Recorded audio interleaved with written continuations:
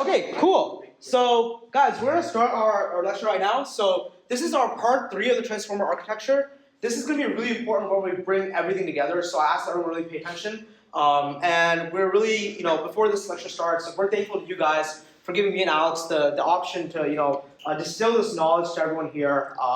And once again, thanks for making it today. Yeah. And as always, look, next slide. Oh, yeah. Yeah, and always, we're gonna pause frequently for questions. So if you have questions at any time, we're doing this for you guys, right? So don't let our efforts go to waste. Ask questions. Get out of this what we want you to get out of it, right? And we don't even care if we don't make it through all the content. We care if you guys understand, right? So please. Yeah. We didn't put those slides that said paused for questions this time because, frankly, the slideshow is laggy enough as it is. But we will pause and also want to just ask questions. Just think about every slide has a pause for questions after it. All right. So yeah.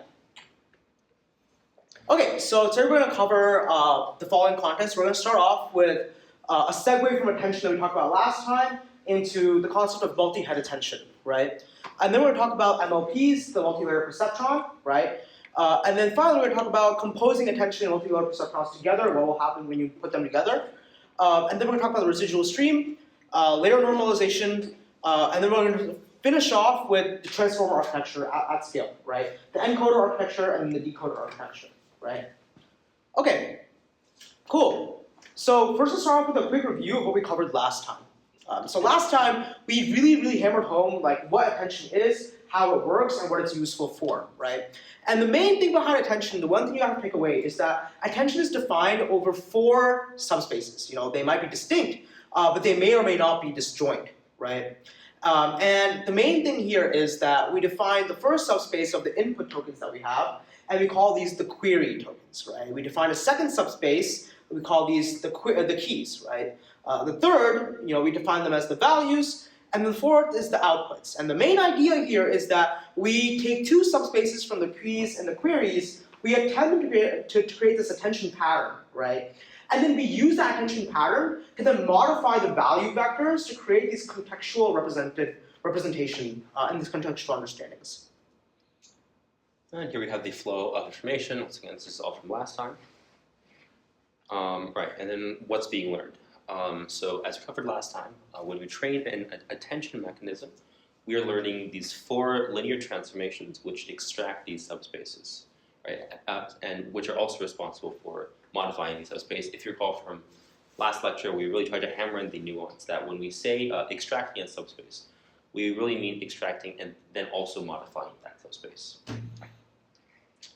Now, one thing that we really wanted to make clear, right, is so we used this diagram a lot last time, and this diagram shows the attention pattern for one embedding, right? It shows how one of the embeddings get updated, right?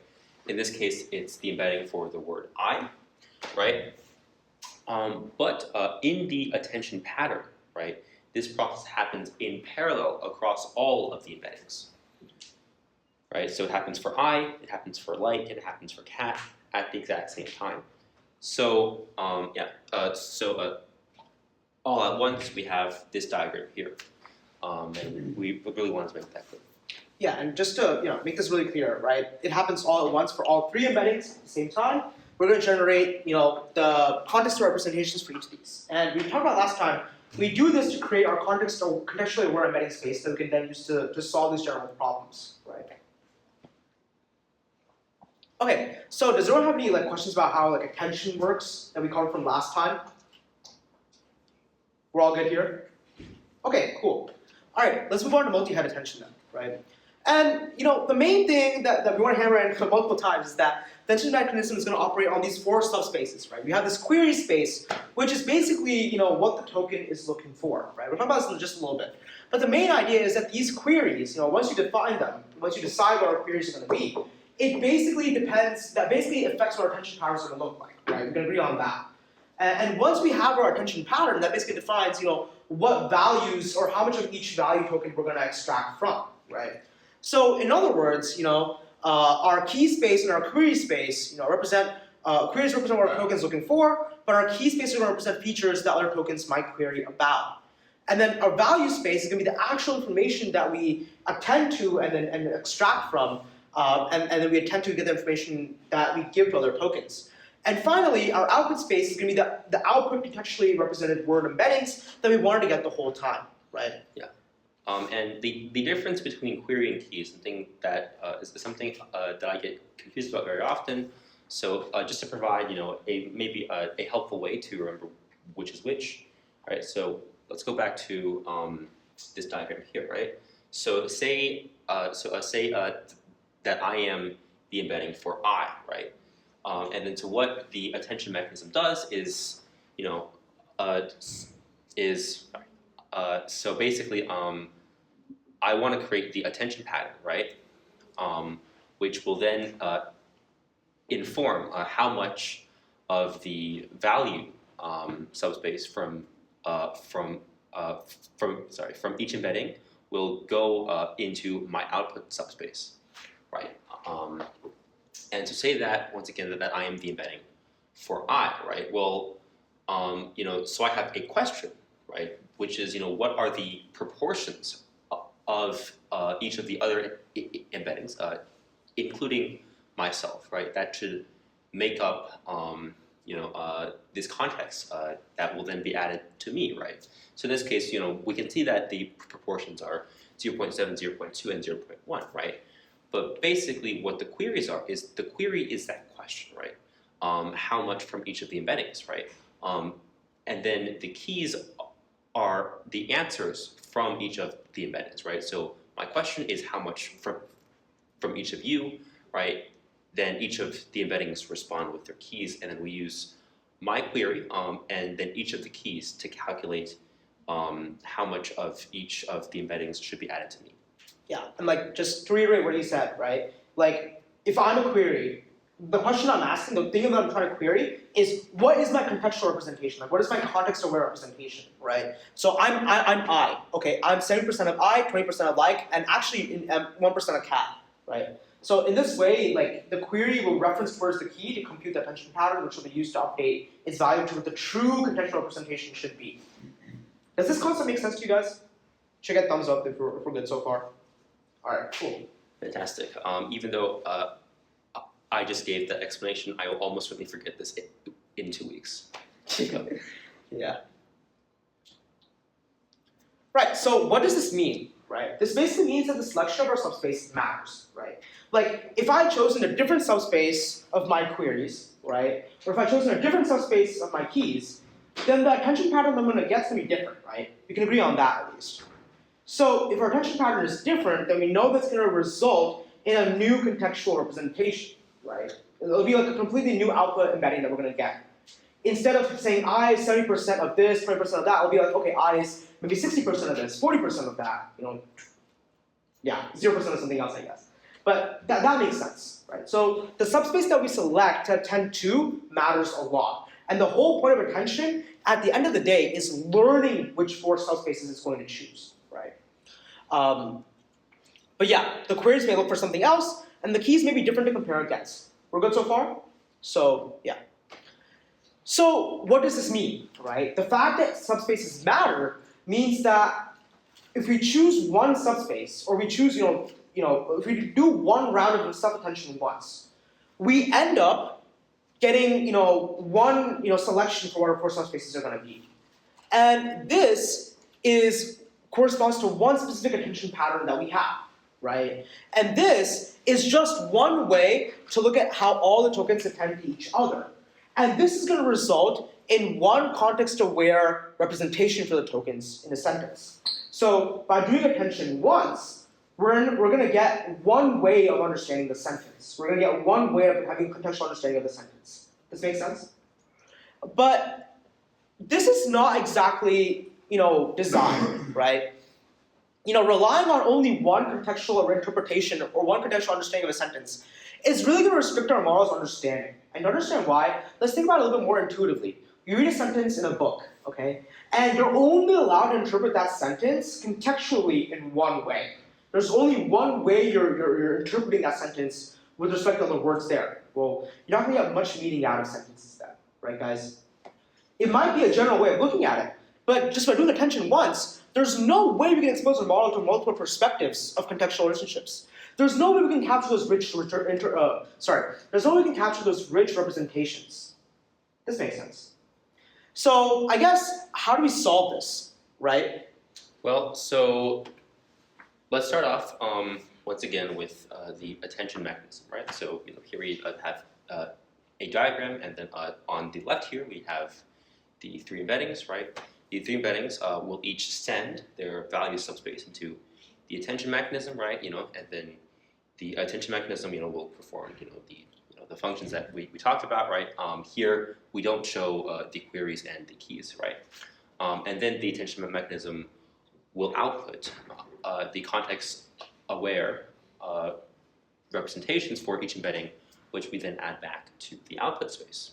Does everyone have any guesses of how we might solve the problem that we just mentioned, knowing that this is kind of what we have right now, our single head attention? Single head attention. Yay! Good job. Yeah, that's it. Yep, exactly. Just what if we had two, right? What if we have multiple, right? What happens here? Well, so in single head attention, right? Say that for the blue embedding, the embedding for I, right? The embedding for I has one value subspace that it sends into the one attention head, and then the output gets sent into the one output subspace, right? But if we have two attention heads, then each of the embeddings have two value subspaces. One for the first attention head, and then a second for the second attention head, right? So each of these subspaces from each of the embeddings then goes to the respective attention head, right? That attention head then produces the respective output, which is then sent to one of the two output spaces in that embedding. Yeah. Does this make sense? Yeah. Do the V1, V2, do these new multi-head attention subspaces, do they have to be disjoint, or can they be? That's a good question. Not necessarily. Not necessarily. So they could be they could be disjoint. They could have some intersection.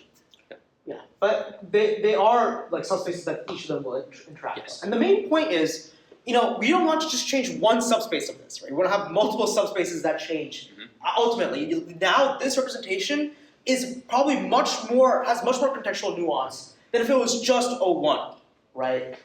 This makes sense. So multi-head attention means more ways to look at our embeddings, right? And our embeddings after multi-head attention are much more contextually nuanced. So this is way better. Exactly. Yeah. And then so what's happening? We've just seen that, right? So for example, for the blue embedding, once again, we have B1, B2. Both those spaces go into both of the attention heads, and then we get out the outputs, and they go into the first output space and the second output space. Right? And one key thing is that in multi-head attention, these heads work. These heads work in parallel, right? And then, as she's asked, the subspaces, they could be disjoint or they could have some intersection, but the key is that they are distinct. So they all work at the same time, right? Each of the embeddings, right? In this case, we have three attention heads. So each of the embeddings will send its three value subspaces to each of the three attention heads at the same time, right? Then the three attention heads, will produce three outputs for each of the embeddings, right? And then each of those outputs will then get sent to the three output subspaces for each embedding at the same time too. That makes sense? I've started doing this thumbs up stuff. Yeah. That works better. Yeah. Yeah. Okay. So, did you? No. We Cool. Yeah. So we have a question now, and this is very important for machine learning. Right? What is Michael Jordan's favorite food? Right? How can we figure out what Michael Jordan likes to eat? Right? Well, say that we just learned some embeddings, for example, right? Well, we can and say that we have one embedding for Michael Jordan. Well, we can try to analyze the embedding for Michael Jordan and look at some of the embeddings that are close, right? So we see, okay, we have this embedding for Michael Jordan, right? Some embeddings that are close, right? Michael, right? Chicago Bulls, shoes, basketball, right? this all makes sense. This is what he's known for. But one thing that we don't find, or one thing that we don't find is his favorite food. Because the thing is that embeddings, at the end of the day, they can only capture so much information, right? And frankly, Michael Jordan's favorite food, that information is simply not important enough to be considered part of the essence for Michael Jordan. So the embeddings simply don't store it. There won't be like a subspace that corresponds directly towards this type of stuff. So it won't be in the locality of this. Right. For example, if your question is what sport does Michael Jordan play, then you should find that there because basketball is a huge part of Michael Jordan, right? But his favorite food, not really. Right. Okay. Well, maybe analyzing the embeddings doesn't work so well. How about we try to use attention, right? So we can use attention to try and shift context between these tokens, right? So let's say we literally input the tokens for the question.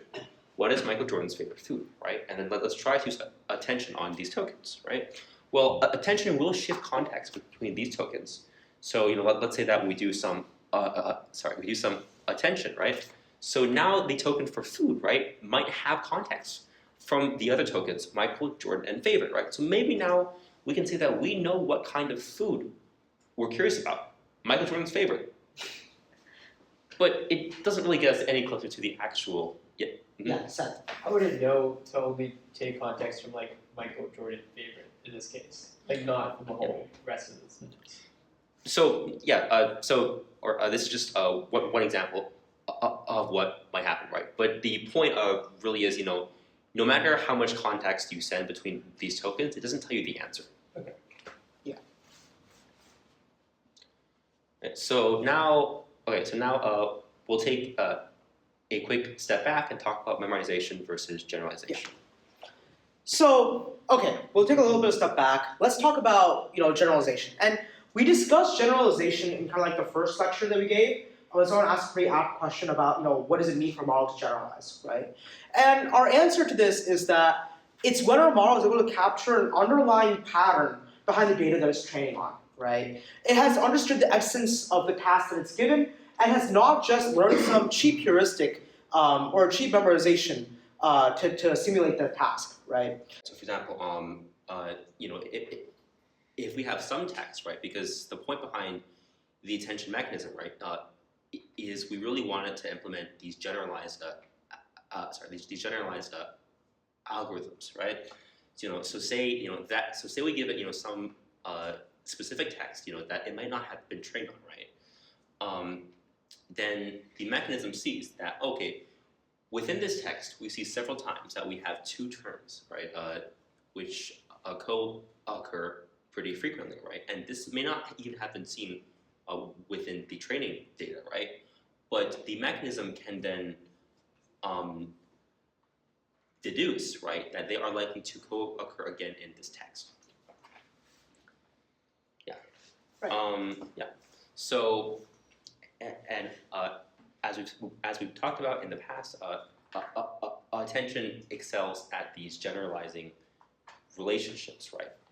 And we know that a trained attention mechanism, right, will extract and use the four subspaces that it has learned, right? The query subspace, the key subspace, the output subspace, and the value subspace, right? And it will extract these subspaces from all of the tokens of the input, regardless of what the tokens are, right? The mechanism, won't extract a different subspace from, one token because, that was a different word, right? Thus, what it really has to do is it has to implement these generalized algorithms because the mechanism can't pick and choose what it does based on the word itself, right? And therefore, we can apply this algorithm to a variety of words, and it'll still be useful. Yeah, and then in contrast to generalization that we just talked about, right? Memorization is when the model is going to learn some specific information and knowledge, right? And the key thing behind memorization, right, is that it's totally an arbitrary task, right? For example, we might memorize that the Golden Gate Bridge is in San Francisco, right? And the question you might ask is what's the pattern behind that, right? Well, there really isn't a pattern. You just have to know that it's the case that Golden Gate Bridge is in San Francisco, right? The first president was George Washington. It could have been any other name, but it turned out that it has to be George Washington, right?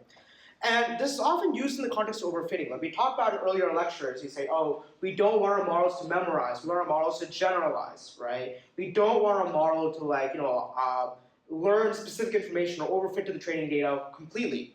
But when the model is, internalizing those data points, or when the model is trying to learn this specific information, in some cases, memorization can be useful for the model. To understand relationships like Golden Gate Bridge to San Francisco, there's no way you can generalize that knowledge.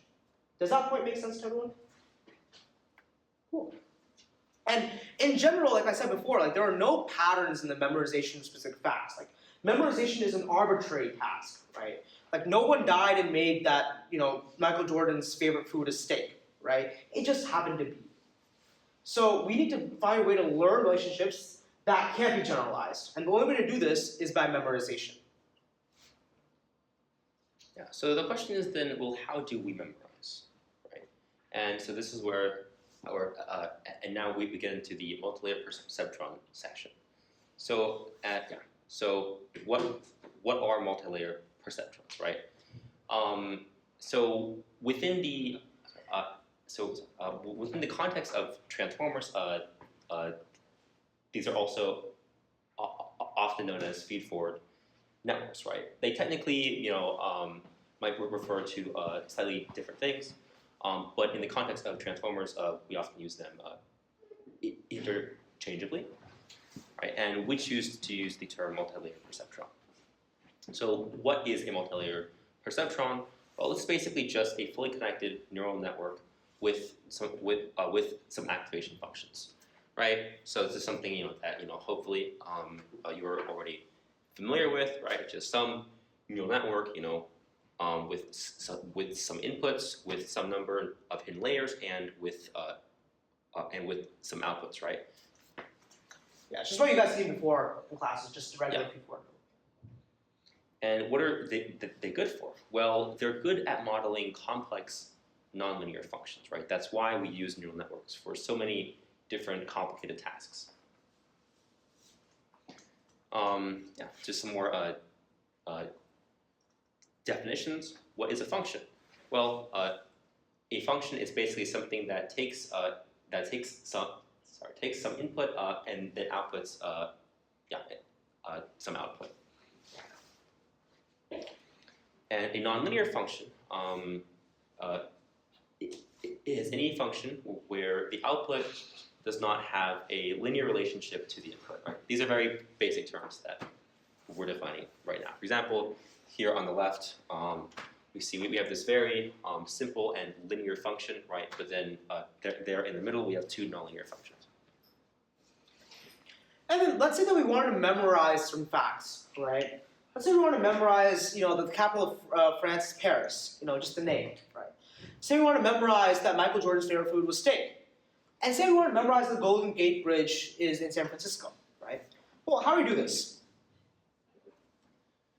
Well, the main idea here is, we have some subject, we have some relationship, and then based on subject and relationship, we map that to some object, right? You guys can all agree on this. The subject is Golden Gate Bridge, the relationship here is location, favorite food, capital, and then there is some object that we associate with that that's supposed to be the right answer in this case. This makes sense, right, guys? Yeah. And then here we just have this in a slightly different form, right? But still the same concept here. So on the left here, we have turned each of these relationships, and we've taken the subject and the relation, and we've made that a two-tuple, right? And then those map to the object, which is the answer on the right. Yeah. So I guess another way to frame it is that if we want to memorize these 5 things, we have to memorize these, these 3 things. We have to memorize these 3 mappings. That's one way to put it, right? And basically, we're just formalizing these relationships right now, right? But how do we memorize this? Well, let's just create a function, right?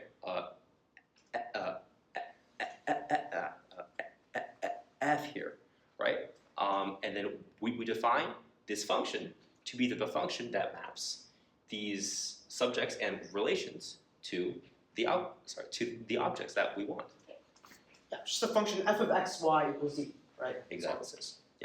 So the input for the function will just be the subject and the relation, and then the output will be the object. Yeah, and then we can do the same thing with embeddings, right? So let's say that that France in quotation marks is just the vector embedding for France.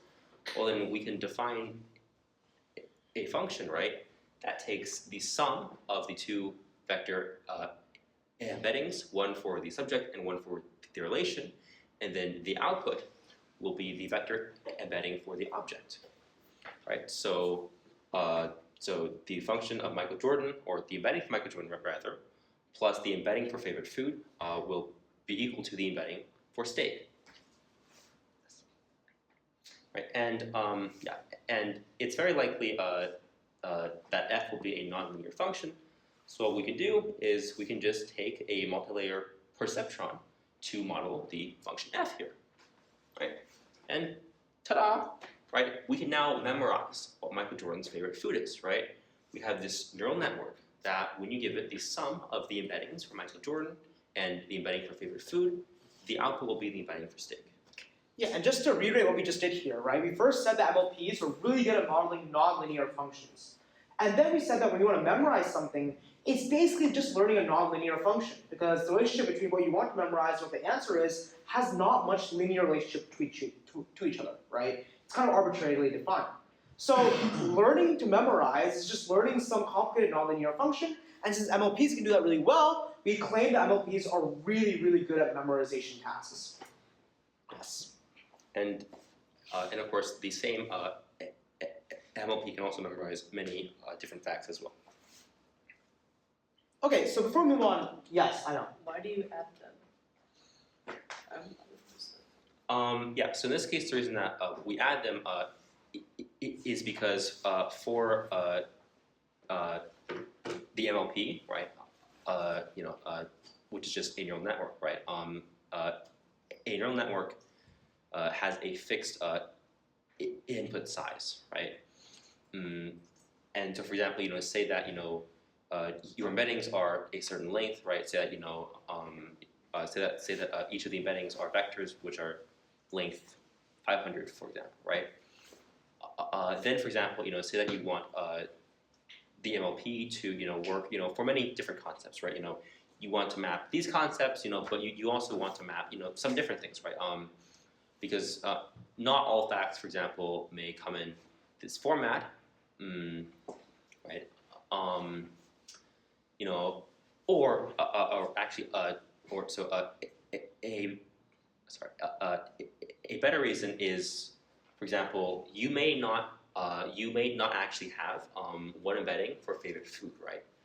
But rather you'll have one embedding for favorite and one embedding for food, right? So the easiest way to make this work is if we were able to basically sum, the embedding for Michael, the embedding for Jordan, the embedding for favorite, and the embedding for food, right? Now, each of those embeddings is a vector of length 500, right? And then when you sum them, you still get a vector of length 500, right? Which means that we can use it with the MLP, right? But for example, because the other way that you could really do this is say that you create the MLP with the input length of like 1,000, right? And that way you can say, okay, well, this MLP can take one embedding representing the subject and one embedding representing the relation, right? Because both are 500, right? But then what happens when you have something like Michael Jordan in favorite food, right? Or something like Golden Gate Bridge, right? Which might be realistically 3 tokens. So this is the easiest way, just for flexibility. Yeah. Do you have any other questions? Okay, cool. Okay, so far we talked about the concept of attention mechanisms, and we talked about how our basic MLPs are really good at memorization tasks, right? Let's talk about how attention is really good at generalization. Let's try to put these two things together and see what happens. Okay, so yeah, like I said before, attention mechanisms, their whole job is bring context between tokens and implement generalized algorithms, right? On the other hand, MLPs are really good at memorizing facts and specific information such as world knowledge, right? Yeah, Um, sorry. yeah. And to put these relationships more simply, the attention mechanisms perform reasoning, Yeah. and the MLPs perform knowledge. Yeah. Or rather, they store knowledge. This relationship makes sense to everyone, right? So, okay, let's talk about what happens when we compose multiple attention and MLP layers together, right? What basically happens is that we exponentially increase the complexity of our model, which means we make our model exponentially more powerful at generalizing certain tasks. So why does this happen, right? Well, let's look at the multi-head attentions for first, right? When we compose the multi-head attentions with each other, right, they're gonna basically produce more complicated attention patterns, right? And what this means is they can produce more generalized algorithms to learn more generalized relationships within the patterns, right? So by putting multiple multi-head attentions and composing these together, we're basically going to have heightened reasoning capabilities in our model. This makes sense, right? And then MLP layers will also perform a similar effect. They will each, distill and integrate, multiple knowledge within the embedding space, and they will have a similar effect of increasing the computational complexity of our model. So overall, we understand why composition between MLPs and multi-head attentions can relate to a better computational complexity of our model. Does this make sense, guys? Okay, cool. Yeah. And then finally, when you compose both the attention as well as the MLP components, you can actually compose them to basically build complex concepts with the attentions, right? Then extract knowledge with the MLPs, and then finally perform further reasoning on that knowledge. In other words, multi-head attention followed by MLP is the perfect 1-2 combo, right? You first, build complex with reasoning that you have, and then you extract the knowledge within them using MLP. So. And then, so for example, right? One more time, let's go back to Michael Jordan's favorite food. Yeah. Right. So we have the input sentence here. What is Michael Jordan's favorite food? Right. And step one, we perform attention on these embeddings to imbue them with the relevant context.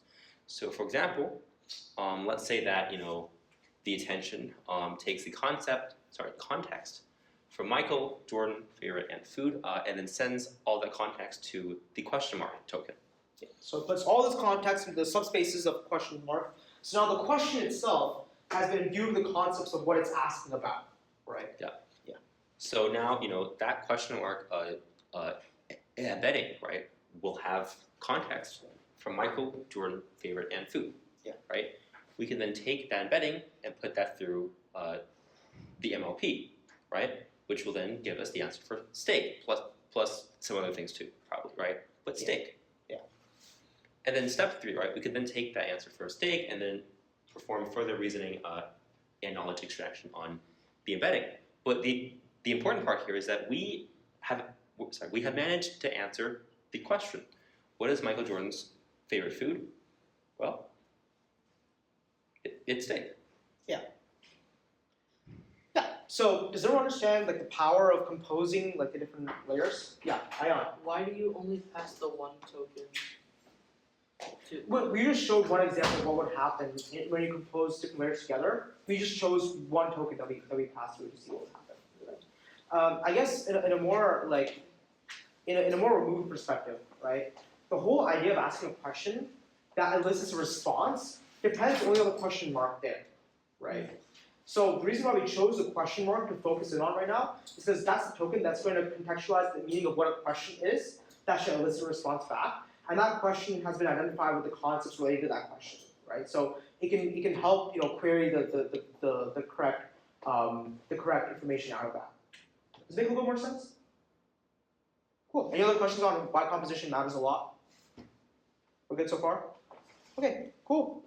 So now let's talk about the concepts of a residual stream, right? So I guess overall, we recall that the whole point of a transformer's goal is to transform the embedding space to the point where it can perform a task, right? Like, if you have to do sentiment analysis, you'll transform the embedding space to move all the embeddings together so that you can, classify them as to what emotion they represent, for example, by their emotional valence, right?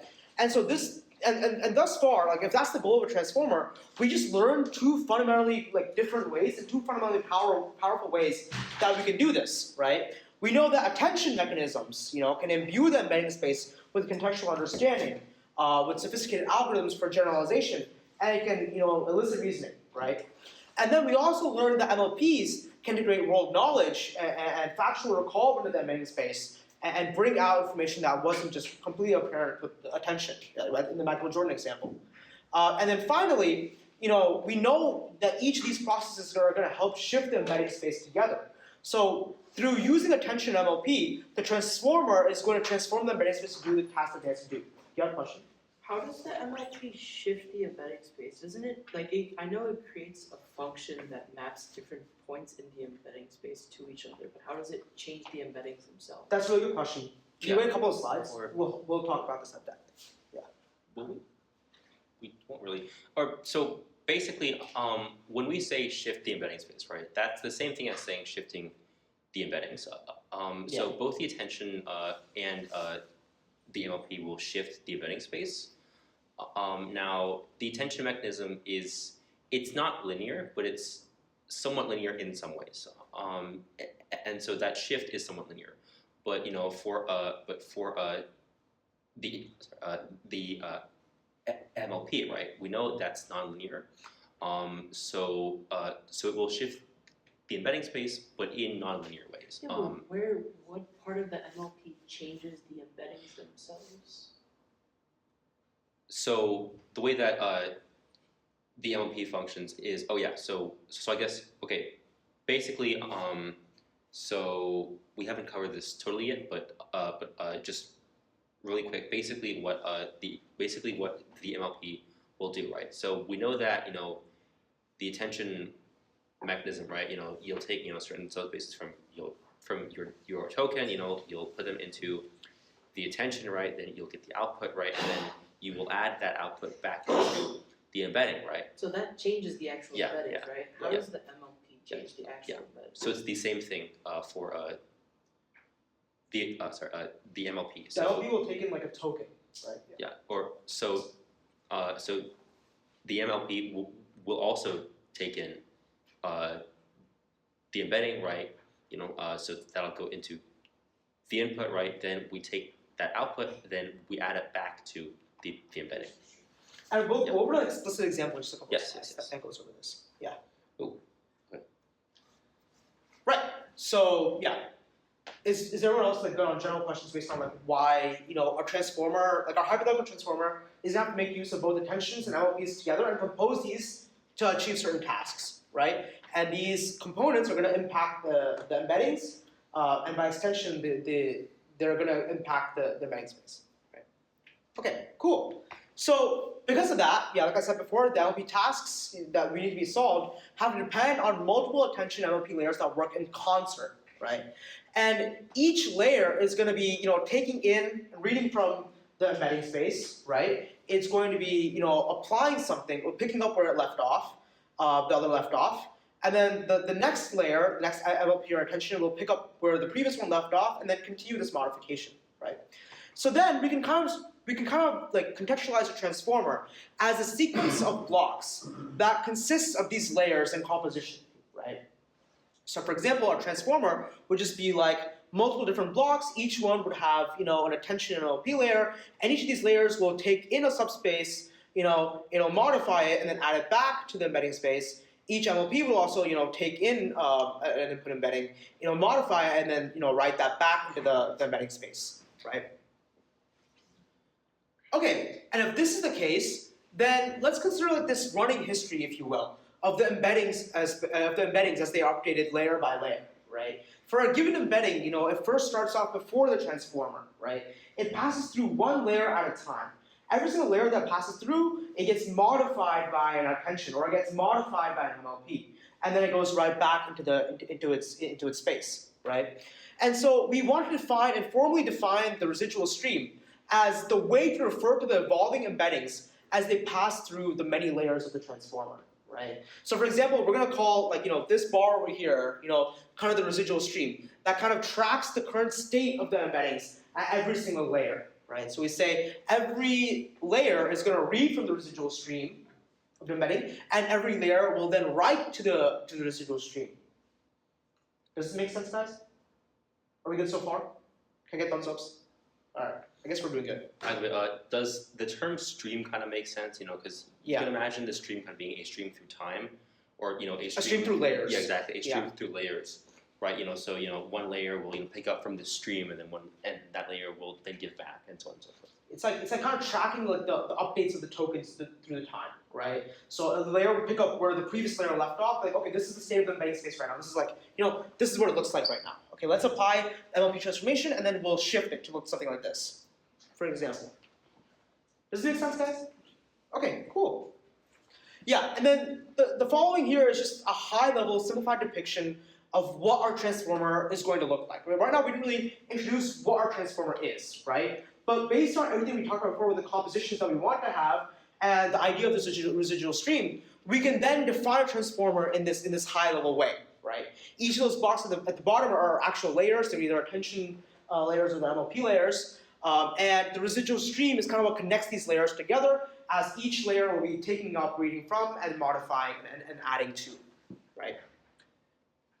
Okay, so, and another distinction to make is that when we talk about the residual stream, we often talk about it from the perspective of a given embedding, right? For example, each embedding would have its own residual stream. It would have its own, if you will, history behind layers about how it was modified, right?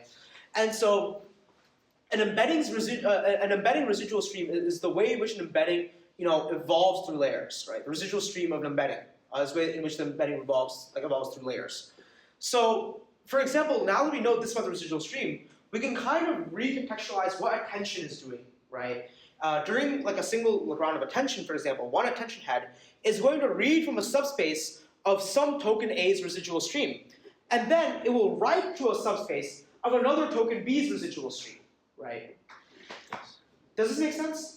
That's kind of what attention is doing, right? To redefine it using the concept of what we just learned about residual stream, that's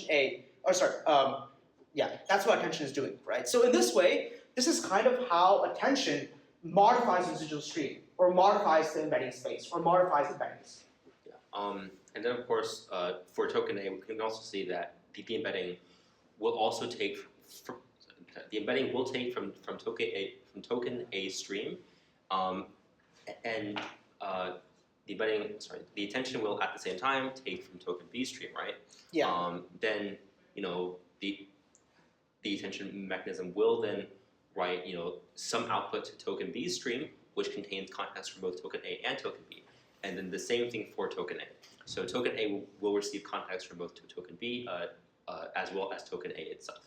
And I guess on a high level then, an attention head is just an information mover, right? It's just moving information between subspaces of different residual streams. Yes. Cool. All right. So while our attention is going to be moving information between the tokens, our MLP is going to be self-contained to the same token's residual stream. It's going to affect each token independently. And this kind of goes into what Ayan's question was earlier, right? We're going to have like's residual stream, which contains the vector embedding representation for what like is. We're going to pass this through our basic linear layer. We're going to get outputted a new embedding after we're done with it, based on learned weights W1, W2, and learned biases B1 and B2.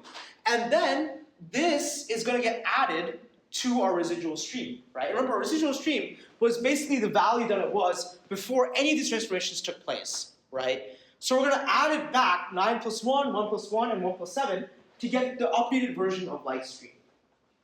Does it make sense, guys? Because the residual stream is what gets read from, and it's also what gets write to. So you read from 111, you also have to write it back and add it back to 111. Makes sense. Okay, cool. Yeah. Just to reiterate, right? By learning nonlinear patterns, right, and memorizing factual information, we can see that the MLP will enrich the embedding's residual stream, right? By doing certain nonlinear things. But for example, this could be amplifying a certain feature, or giving the residual stream some new world knowledge that it didn't know before. Right, and so in literature, when they basically talk about how transformers work, right, they're going to be depicted with less of an emphasis on the residual stream. They're going to talk about more of an emphasis on the attention and the MLP layers, right? So when we explain how transformers work, we give a very residual stream centric version, right? The residual stream is kind of the whole point. And the transformer's whole job is to pick up where the other one left off and continuously iterate on this residual stream, continuously improve it, right? The way you're going to find it online when you search this up, right, is you're going to find something that looks like this, You save the state of the embeddings before, you apply attention, and then you add back the previous save to it after a round is done. And then you save it before MLP, and you apply it right after MLP is done. So this is kind of like residual streams, are kind of like, just to make sure that you're keeping track of everything as you move on. But we choose the former explanation. Does that make sense? And does it make sense how these two are exactly the same thing? It's just a different perspective. We just moved this a little bit more to the right or left, right? That's all we did. Yeah. Make sense, guys? Cool. All right, now let's talk really quickly about layer normalization, right? So basically, throughout the whole process of the attention and MLPs, our layer outputs are going to vary much in scale and distribution. That means while we do attention, while we do MLPs, the actual magnitude of our vector is going to get really, really big or might get really, really small, right? And so this is bad because the magnitude of context or vectors are going to grow or shrink layer by layer, and this is going to basically compound over multiple layers, right? And if this is going to left unregulated, this will lead to instability during training. So we have to find a way to normalize or bring the values of the different dimensions of our value vector back to something that's a little bit more manageable. Does that problem generally make sense? So I guess how do we do this, right? And then the quick answer here is layer normalization, right? So we're basically going to rescale the entire vector and all the values in each of its elements down to something that has a mean of 0 across its dimensions and a standard deviation of 1, right? We're just going to normalize this to the normal distribution. And the formula, I'm just going to say it really quickly here, right? Just the norm of x is taking a vector input, it'll minus the mean of that vector's dimensions divided by standard deviation, and there'll be two learnable parameters there. But yeah, that's basically it. We're not going to talk too much about how this stuff works or why or different methods of normalization. But does everyone here understand kind of why we want to normalize? Because the maximum is going to get really big otherwise. There's nothing to regulate it. So we have regulation. Make sense? Okay, cool. Cool. Yeah, and this is just one example of what you might see. So these are some 2D embeddings, and this is before layer norm and then after the layer norm. So you can see that the structure and the relationships between the embeddings are the same, right? But the direction the scale doesn't is change. different. Yeah. Okay, guys, this is big, right? So basically, what have we been building up till now, right? Let's formalize what we know so far. What we know about transformer, right? It's a sequence of blocks. Right? Each block consists of 2 layers. A multi-head attention followed by an MLP. Why? Because composition, right? And composition means better reasoning skills. And then we have this residual stream that kind of tracks the embedding space through different layers of the transformer, right? So this is going to be like the state of the embeddings at any given layer, right? That kind of tracks everything moving forward. And each layer is going to read a subspace of the stream, modify it, and add to another subspace of the stream, right? And then finally, we talked about after every attention or MLP layer, we want to apply some layer normalization to make sure the values don't get too out of control. Does everything on this make sense? We're good so far, everything on this slide, right? Well, everything we just talked about, if we just apply those, together, is the encoder, right? This is, basically, this is the transformer, basically, right? Like, an encoder is the fundamental part of the transformer architecture, right? And this is basically what it looks like. And through layers of attention and MLPs, the encoder is going to learn the best way to represent and capture relationship between a given task. The whole job of an encoder is to create the best like possible embedding space that it can for a given task possible. And the encoder's whole job is to encode a certain like the task the best into the embedding space that it has and iterates upon that. And it's commonly used for natural language understanding tasks like sentiment analysis, right? Or just classifying words based on other features, right? Does this encoder diagram make sense? It's basically what we've been working up to until now. Are you good on this side here? Okay. All right, fantastic. So now let's talk about the decoder. And so, and first, so we'll just ask, right? What is the task of generation, and how do generative models work, right? So basically, the task of generative models like ChatGPT is just to predict the next token in a given sequence, right? Now, we'll say that we have the input, the cat set on the. Well, then it's up to the model to predict the word mat, right? So step one is the model will take the input sequence, right, and the model, will leverage the multi-head attention and the MLP layers, right, to make this nuanced prediction for mat, right? And just to quickly motivate this, right? Like, why? Because we have this encoder right now. Why is it not enough? Because the encoder can understand a language task really well, but it doesn't have the capacity to generate new language, right? Like, if you ever talk with a chatbot, the whole point is that it spits an answer back out to you guys, right? So the decoder is a model that can be generative, that can generate an input or an output. I want to talk about how it's different from the encoder and why you want that.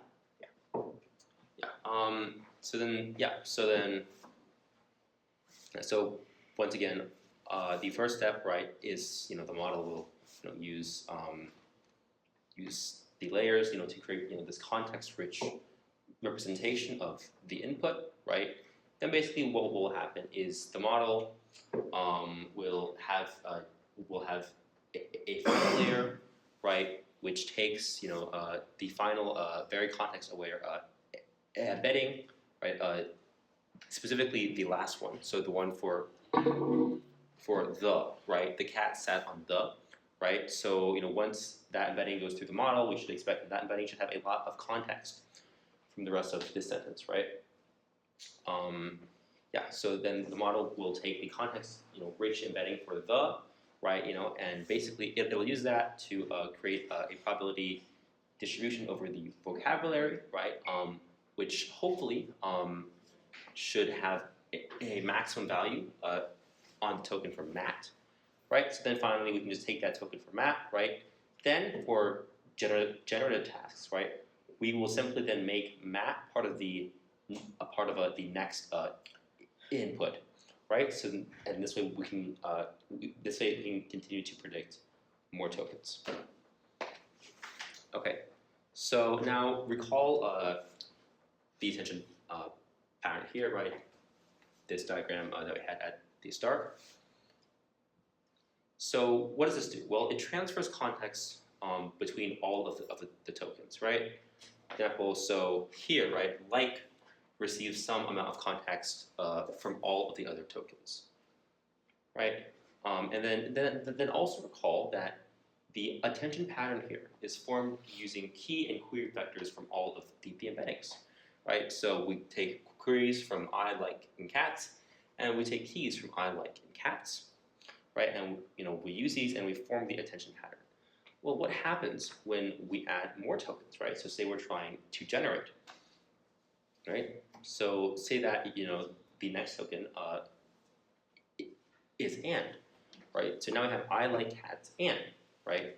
Well, first thing we notice, right, the attention pattern just got larger, right? But also we get a completely different attention pattern, right?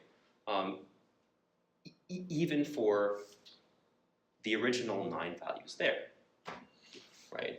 Because now each pattern has, each query for each row has more keys to compare with, right? So the pattern completely changes, right? Which means that the output that we will then add to the original 3 embeddings for I, like, and cats will also be different, right? So basically, the output of this attention mechanism, even for the original 3 embeddings, will be different, right? And well, what does that mean? Well, basically that means that so say that here we have the residual stream, right, for each of the 3 original embeddings along the layers of the transformer, right? But since the output of that first attention pattern was different, well, that difference will then propagate throughout throughout the entire residual stream and throughout all of the layers of the model, which means that we have to recalculate the embeddings for even the original 3 tokens throughout the whole model. And basically, what does this mean? Well, this means that for the ith word, we'll need to calculate I squared values for every single attention pattern, right? So if we have n words, then this results in O of n cubed scaling. And basically, this is really bad scaling, right? We don't want this. So what can we do? Well, one thing is that language is sequential, right? You don't know what someone's going to say until they've said it, right? So what if we don't allow our previous tokens to know the context of future tokens, right? That seems reasonable. And first, does anyone have any questions so far? Cool. All right, so now we introduce causal masking. Basically, this is a mask that we apply to the attention pattern to prevent the previous token from knowing or from acquiring context about future tokens, right? And notice that future tokens will still acquire context from all of the previous tokens. This is a one-way street. For example, the token for I receives context from only itself, since it is the first token. Token for like receives context from both I as well as like. And the token for cats receives context from all of the previous embeddings.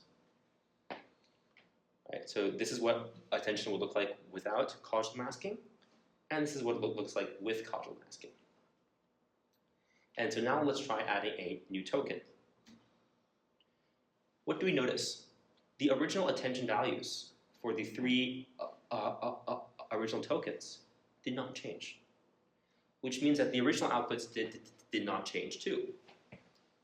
Right? And what this means is that we don't need to calculate the entire residual stream across all of the layers for those 3 original tokens.